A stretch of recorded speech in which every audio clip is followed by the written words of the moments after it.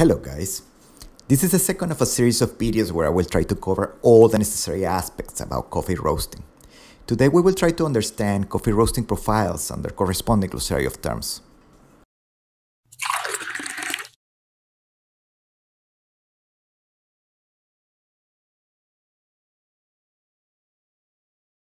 Although we could create our roasting profiles by hand, by logging temperature readings in specific intervals of time, we are now in the 21st century, so we're going to use a piece of software called Artisan.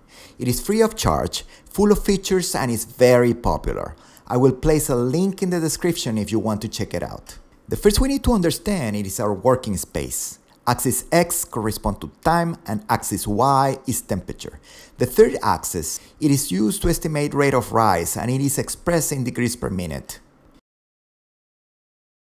For this video, I will be using temperature units in Celsius, but you could customize the software in any way you want. In a future video, I will show you how to use and set up the Artisan software. However, for now, we will focus on understanding and reading coffee roasting profiles only.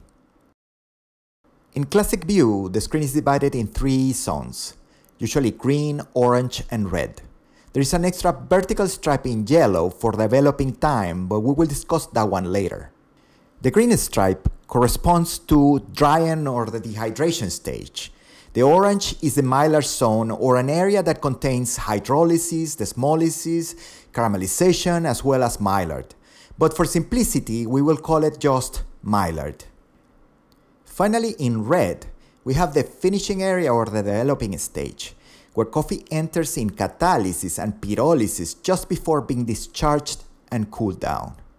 If you want to know more about coffee chemistry during roast, check our previous video by clicking here. The drying stage starts at 90 degrees Celsius or 194 Fahrenheit. Mylar reactions are preceded by the first color change, and the finishing or developing portion starts only after the first crack. It is important to mention roast profiles tend to be machine specific, so before you import new roast profiles from other people, it is important to do some adjustments first. A critical adjustment is the preheating temperature. As soon as the beans are charged into the roaster's drum, bean temperature will experience a sudden drop. If our preheating temperature is too low, bean temperature will drop too far below the start roasting temperature. And if it's too high, the beans could skip essential early roasting stages. Initially, coffee will start the roast by absorbing heat, and this is proportionally to its mass and the roaster's heat transfer capacity.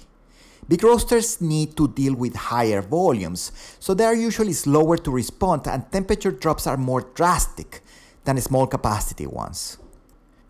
A contact with a superheated drum surface could potentially scorch the coffee in high preheat settings, and lower temperature could extend the roast time and affect efficiency.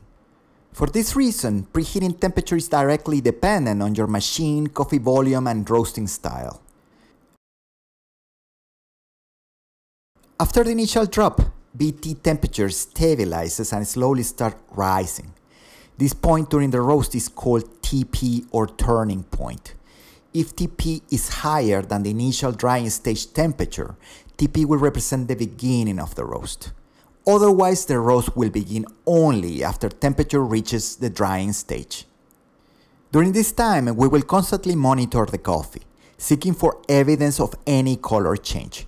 A color change represents the beginning of the Mylar stage. The Mylar stage is important because during this period, coffee will develop body, complexity, and flavor. And we can make it longer or shorter by adjusting the rate of rise we will discuss in a moment. During Mylar, we will seek for an audible confirmation that coffee has entered into the finalizing or developing stage. This sound is called the first crack.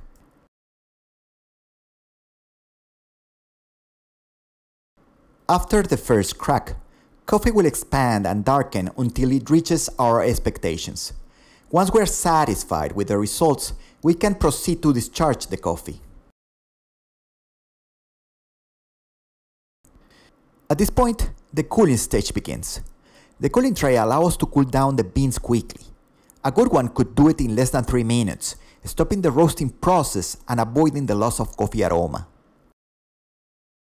The next curve corresponds to the exhaust temperature.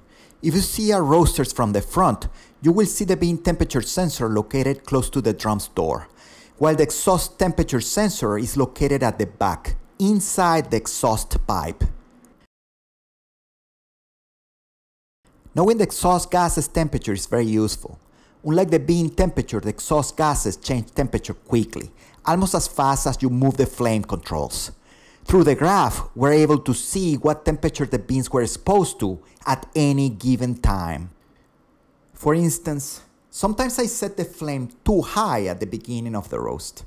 Although I am able to change it fast enough without apparently disturbing the bean temperature, I can actually sense the mistake when I taste the coffee.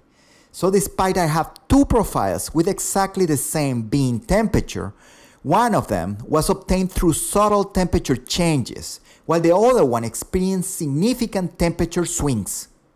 The exhaust temperature is also a good reference to evaluate yourself as a roaster, and how smooth or eventful the coffee roasting process was. Rate of rise. Rate of rise is equivalent to speed, but instead of distance, we will be using temperature. The speed the temperature rises will determine the curve slope. A steep slope will favor acidity in the final coffee, while a gentle one would favor flavor, body, and roast intrinsic characteristics. So the rate of rise should be adjusted depending on your goals. Finally, Artisan has some useful extra features that allow you to see at the end of the roast how long each stage was by percentage through bars located at the top, and it represents the roasting duration in a shaded color area. I hope you liked it. This is all for today, and don't forget to like and subscribe before you go. Thank you very much for watching.